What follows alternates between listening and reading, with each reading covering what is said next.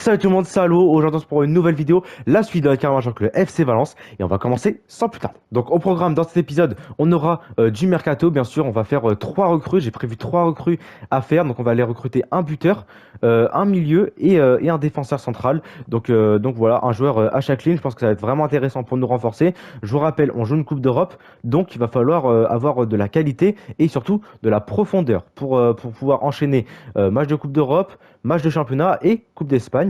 Donc voilà. Si vous n'avez pas vu l'épisode précédent, je vous invite à aller le regarder parce que il va y avoir beaucoup de choses à comprendre. Je vais faire un petit récapitulatif. Donc à l'épisode précédent, j'avais fait la première recrue. Il s'agit de Elio Varela. C'est un petit joueur, petit général, mais c'est un joueur intéressant. C'est un joueur assez jeune. Il a 22 ans, joueur portugais. Si vous voulez avoir plus d'infos sur lui, n'hésitez pas à aller voir le précédent épisode parce que du coup, j'en parlerai plus davantage. Aussi, chose qu'il faut savoir, c'est que Jesus Ferreira, notre buteur, est parti du côté du FC Barcelone euh, pour 70 millions d'euros. Donc c'est vraiment une offre qui était très dure à refuser, comme j'ai expliqué lors du précédent épisode. On est le FC Valence et on connaît que dans la vraie vie, c'est assez compliqué financièrement et que du coup une offre du Barça qui arrive pour 70 millions d'euros, c'est assez compliqué à rejeter. Et aussi vis-à-vis du joueur, aller au FC Barcelone, c'est aussi compliqué de lui dire non. Donc voilà, c'est vraiment les arguments que j'avais posés la dernière fois. Voilà, donc surtout n'hésitez pas à aller voir le présent épisode pour vraiment avoir plus d'infos. Du coup, nous, au programme, dans cet épisode, on aura le mercato, comme je viens de dire, et on aura le match de préparation pour la suite de la saison, match de préparation contre le Torino. Donc ce match-là, je le ferai de mon côté. Dans ce match-là, j'ai envie de tester une compo à deux buteurs, de revenir avec une nouvelle compo à deux buteurs, voir ce que ça peut donner, si on peut aussi avoir cette possibilité-là de jouer avec deux buteurs, on verra. Pour l'instant, j'ai pas envie de changer de compo parce que je trouve que ça marche quand même plutôt bien avec cette compo. Mais si jamais dans la saison il y a un petit coup de mou, ou si jamais dans un match on a besoin de jouer avec deux attaquants, au moins on aura joué un match de préparation avec cette compo et on aura la connaissance en tout cas de cette compo.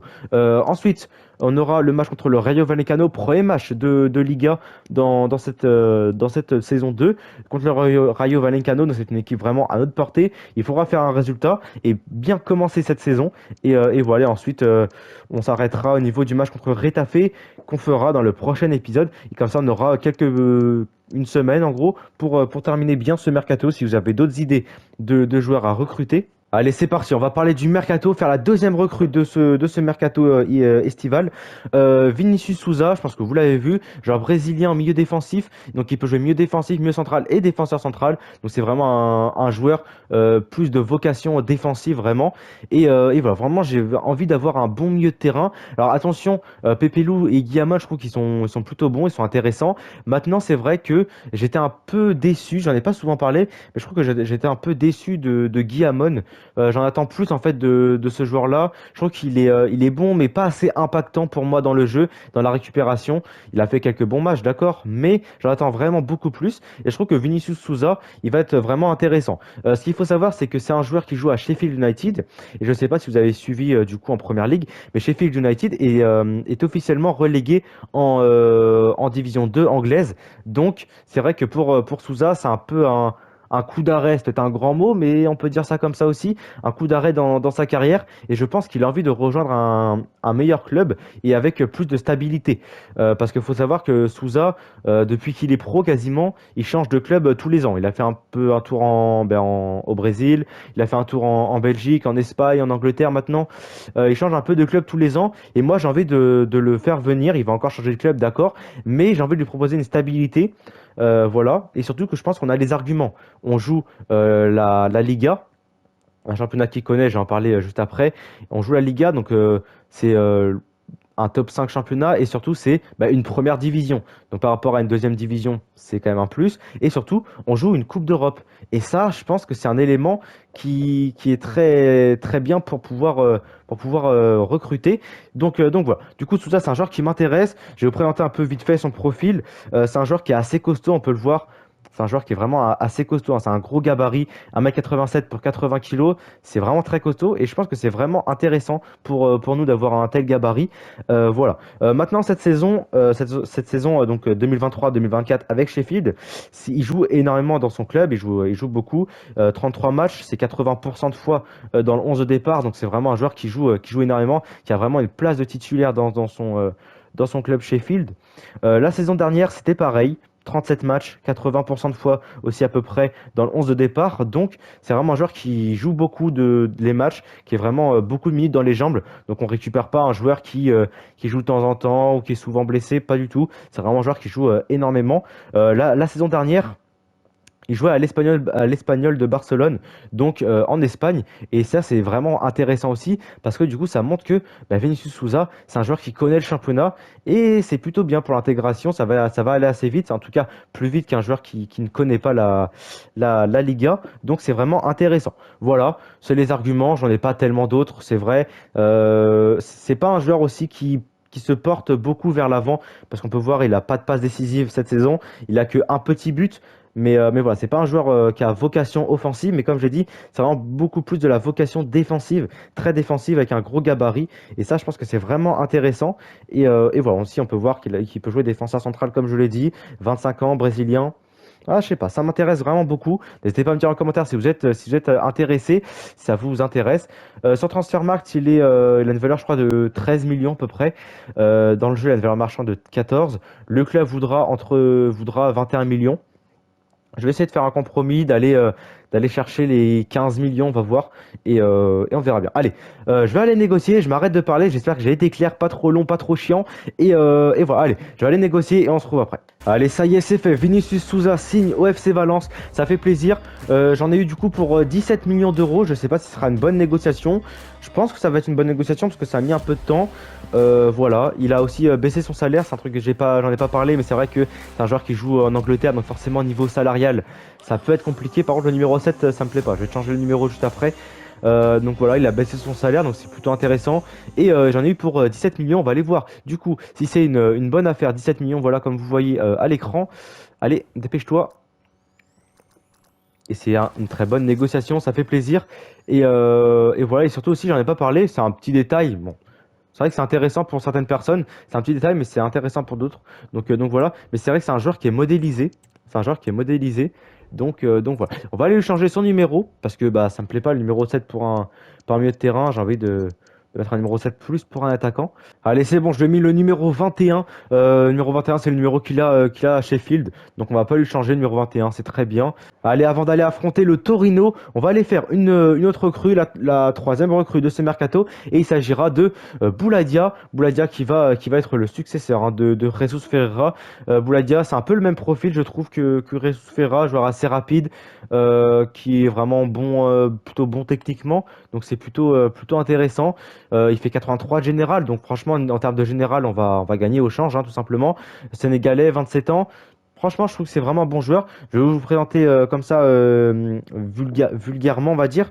Donc Bouladia, c'est un joueur qui joue à la Salernitana en Italie depuis 2 saisons. Il est arrivé lors de la saison 2022-2023 et lors de cette première saison en Serie A, il a effectué 33 matchs pour 16 buts et 6 passes D. Donc c'est vraiment plutôt intéressant. C'est un bon bilan pour un attaquant.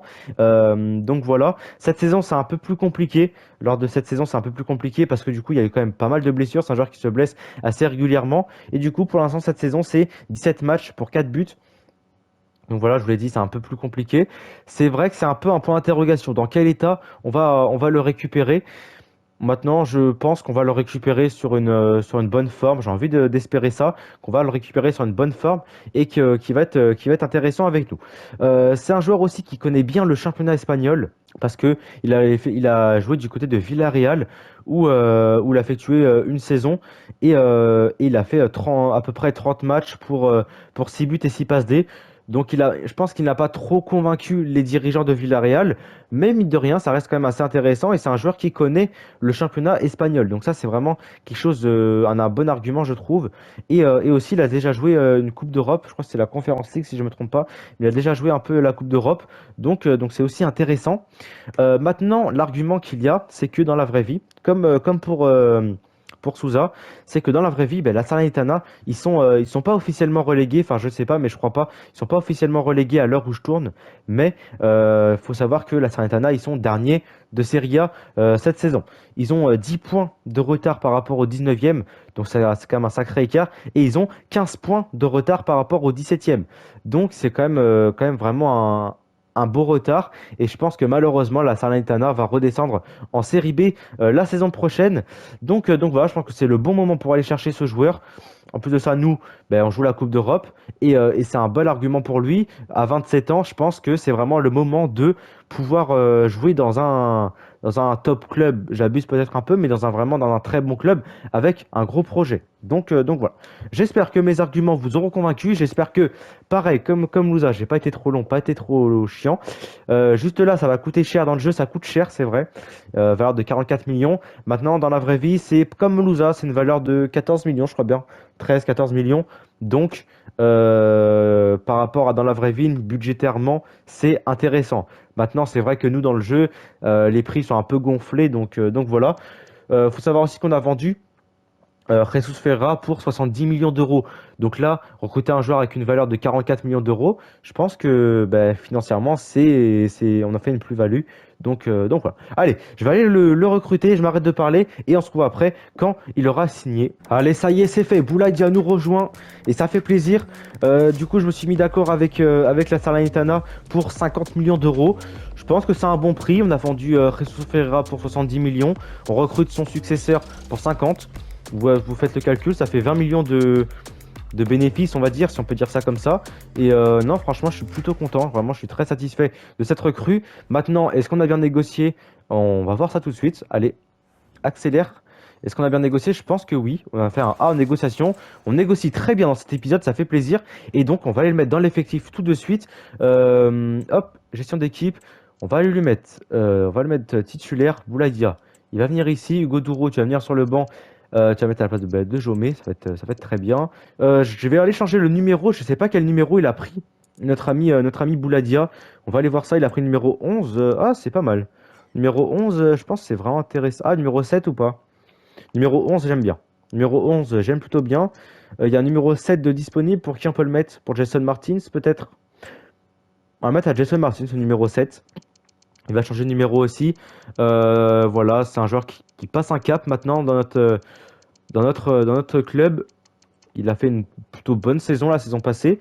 Et là, je pense que c'est la saison de la confirmation. Il doit confirmer. On lui a le numéro 7. Et ça va faire vente des maillots. D'ailleurs, j'y pense. On va aller voir dans la vente des maillots. C'est vrai que c'est une chose que je fais pas du tout. Aller voir les petits détails comme ça. On va aller voir la vente de maillots. Qui c'est qui vend le plus de maillots? Donc Almeida, Gaïa et Pepelu. Voilà, c'est les plus anciens, les performants aussi.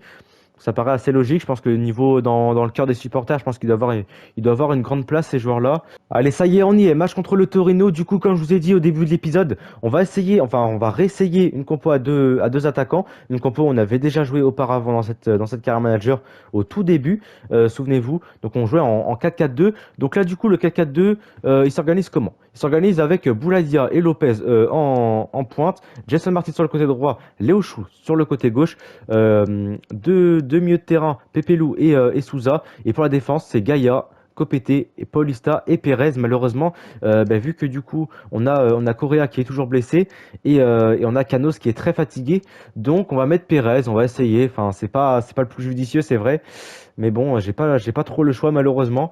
Et c'est après en défense centrale, c'est très très fatigué avec Paulista et Copete. C'est les moins fatigués de la défense centrale parce que derrière on a Okachar et c'est tout.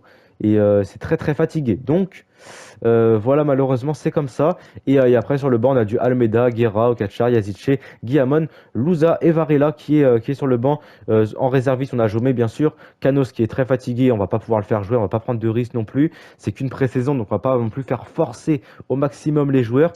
Et on a Hugo Douro qui est là sur le banc, enfin dans les réservistes parce que il est fatigué aussi. Et on a Yazice pour le remplacer en attaque. Et au pire on a Almeida qui pourra peut-être rentrer buteur, ça peut être une chose, c'est envisageable. Donc voilà. Allez, j'arrête de parler, je vais faire le match de mon côté et on se retrouve après pour les buts et voilà. Allez, à tout de suite. Du coup, victoire 3-0 contre le Torino avec un doublé de Boulaye Dia, ça fait plaisir. Franchement, très beau match de notre part. On a été sérieux et très intéressant. Franchement, le 4-4-2, je trouve que c'est vraiment intéressant et c'est vraiment pas qu'on peut oublier du coup pour la suite de la saison. On verra s'il y a des matchs où on aura besoin de jouer avec deux attaquants. 50%, 50% de possession pour les deux.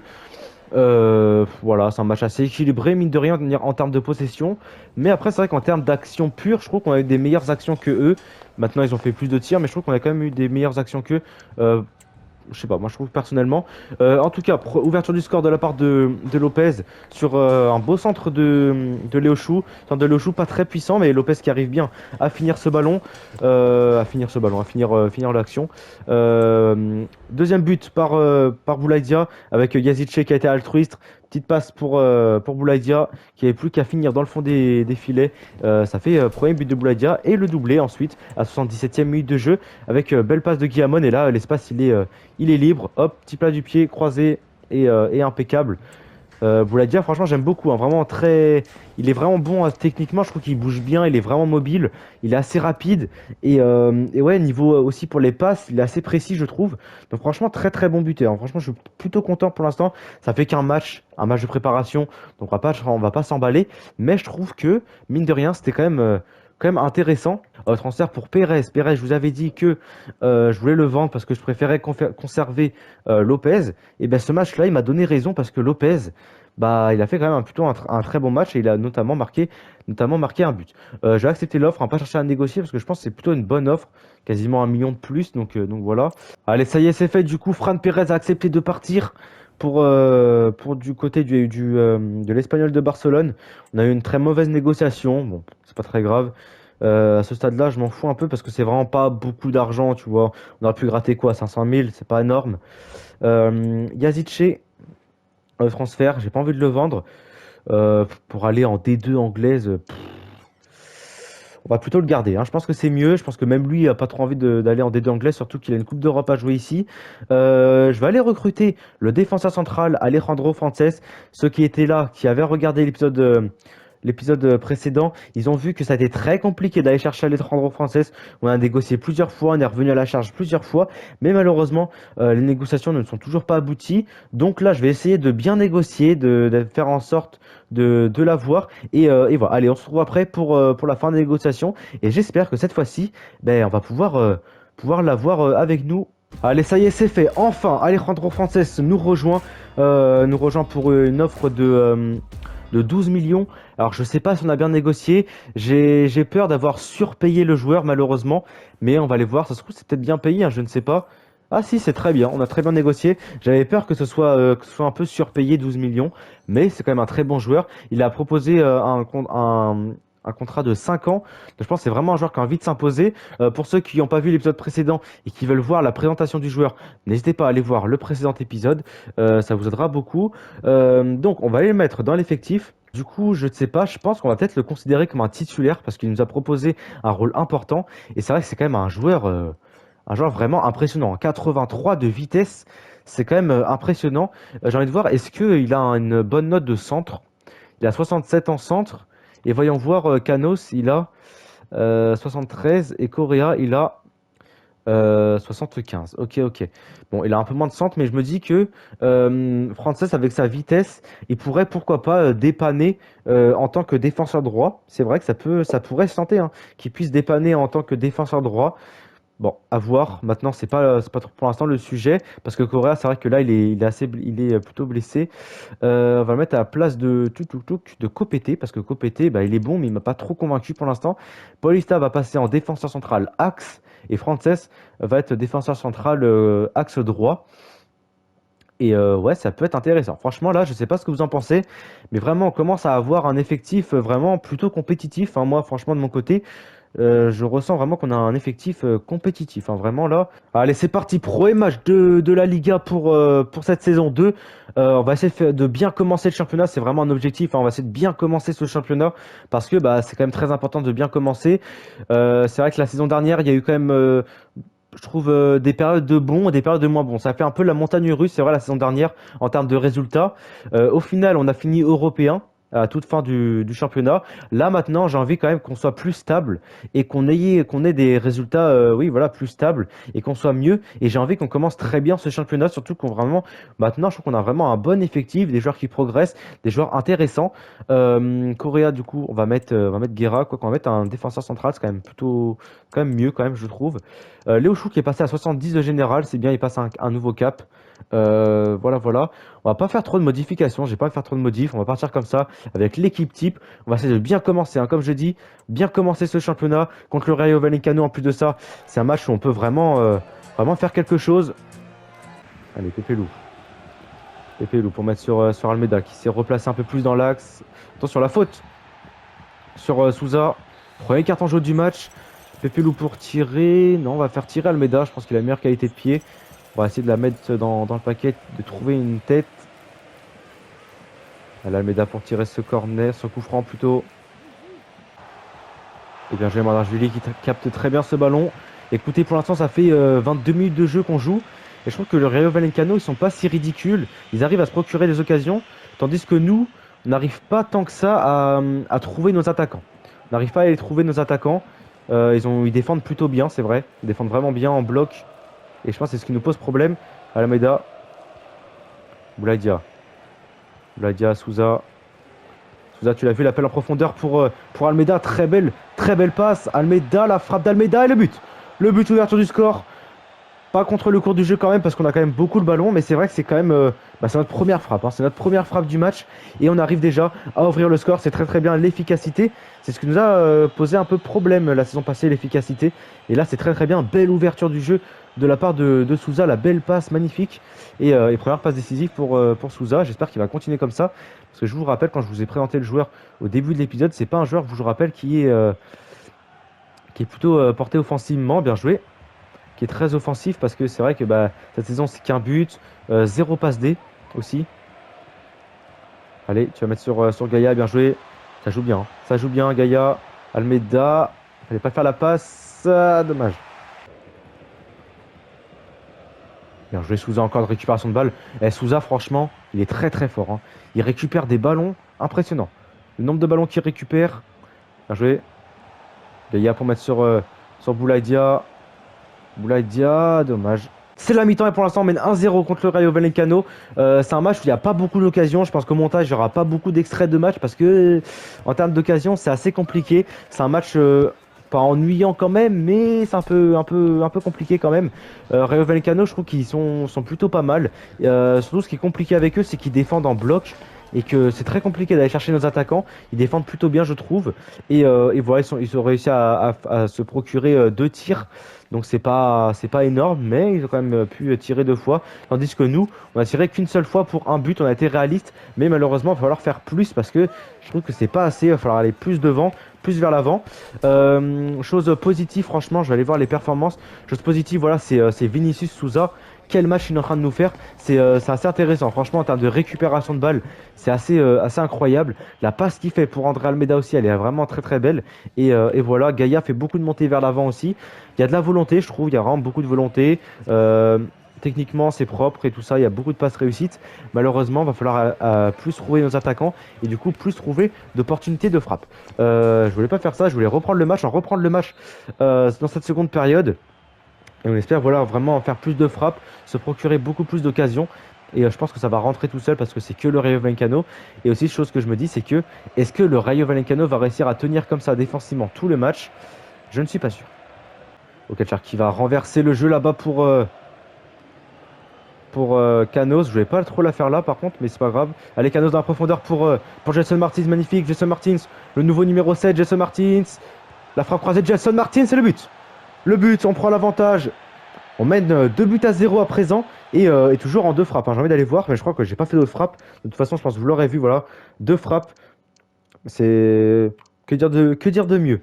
2 frappes, 2 buts. L'efficacité est présente, mais il nous faut plus d'occasions et c'est vraiment très intéressant. J'aime beaucoup Canos qui a fait une très belle passe.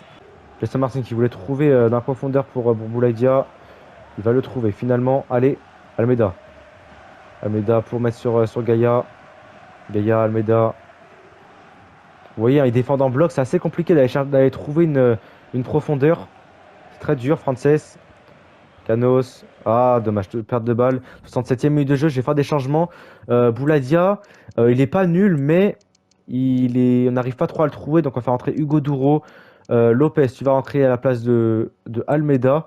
Quoique non, on va. Ah, Yazice quand même. On va faire entrer Yazice à la place de Almeida. Jesse Martin, tu vas sortir. On va mettre Léo Chou.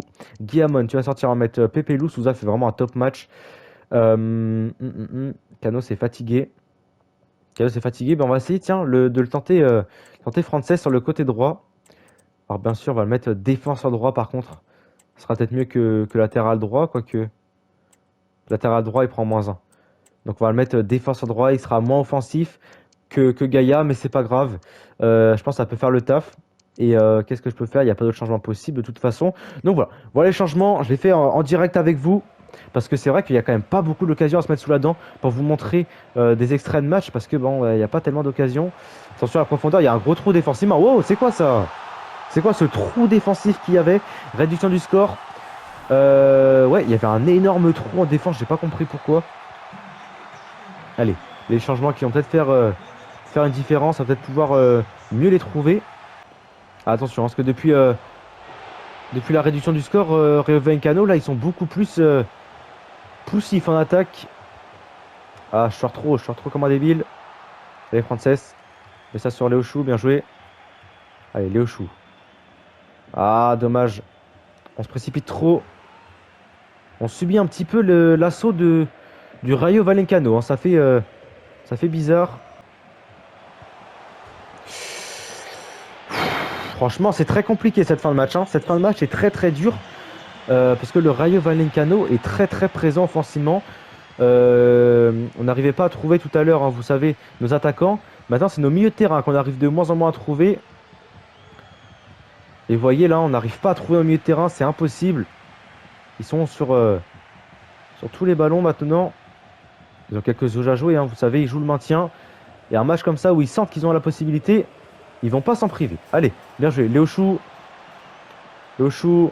Le centre de Léo Chou pour Hugo Douro. Et bien joué. Très bien joué. Ça nous fait du bien. Ça nous donne de l'oxygène en toute fin de match. Hugo Douro qui marque ce but. Sur un beau centre de Léo Chou. Ça fait plaisir. On va repartir de ce stade avec les 3 points. Allez, il faut siffler, monsieur l'arbitre. Il faut siffler. Et c'est la fin du match. C'est la fin du match sifflé par l'arbitre. Et oh, c'est quoi ce bug? Et on a été très très efficace. Hein. 3 tirs, 3 buts. Eux, ils ont fait 10 tirs, 1 but. C'est assez honteux. Hein. Quand on voit les stats, on ne mérite pas de gagner. Mais c'est comme ça. On a été très efficace. C'est un match où c'est bien. On prend les 3 points pour notre premier match de championnat. Et ça, c'est très très bien. Par contre, je trouve que ce qui est un peu dérangeant, c'est que malheureusement, on n'a pas fait un top match non plus. Allez, sur ce, on va se quitter là dans cet épisode. On a fait vraiment, je pense, un bon épisode avec 2 victoires contre le Torino et après contre le Rayo Vallecano. Vous voyez, au classement, on est 4e. Bon, c'est pas trop révélateur pour l'instant parce qu'il n'y a qu'une journée de championnat, mais on est 4e et c'est plutôt intéressant. Au niveau du mercato, on a fait des bonnes recrues, je trouve. Voilà, on a recruté Bouladia, notre buteur. Il a fait vraiment une bonne pré-saison, enfin un bon match de pré-saison. Malheureusement, il est passé un peu à côté, on va dire, de sa première titularisation face au Rayo Vallecano en Ligue 1 avec nous. On a recruté Souza, lui par contre Souza, très très intéressant. Souza, beaucoup de récupération et notamment une passe décisive pour son premier match, ça fait plaisir. Alejandro Frances aussi qu'on a recruté enfin. Les négociations se sont bien terminées et l'épisode précédent on a recruté Elio Varela. Mais pour l'instant je pense qu'on a fait vraiment un top mercato et on s'est bien renforcé pour la Coupe d'Europe et on a réussi je pense à avoir une bonne profondeur de banc. D'ailleurs en parlant de profondeur de banc, je cherche une doublure pour Gaïa en défenseur gauche. Donc je compte sur vous dans les commentaires pour me proposer une doublure en défenseur gauche parce que là pour l'instant je n'ai pas trop d'idées et voilà. En tout cas, j'espère que cet épisode vous aura plu. Si c'est le cas, n'hésitez pas à liker, à vous abonner comme d'habitude. N'hésitez pas à commenter. J'attends vos retours pour cet épisode. Et voilà. Allez, en tout cas, sur ce, c'était Allo. Ciao.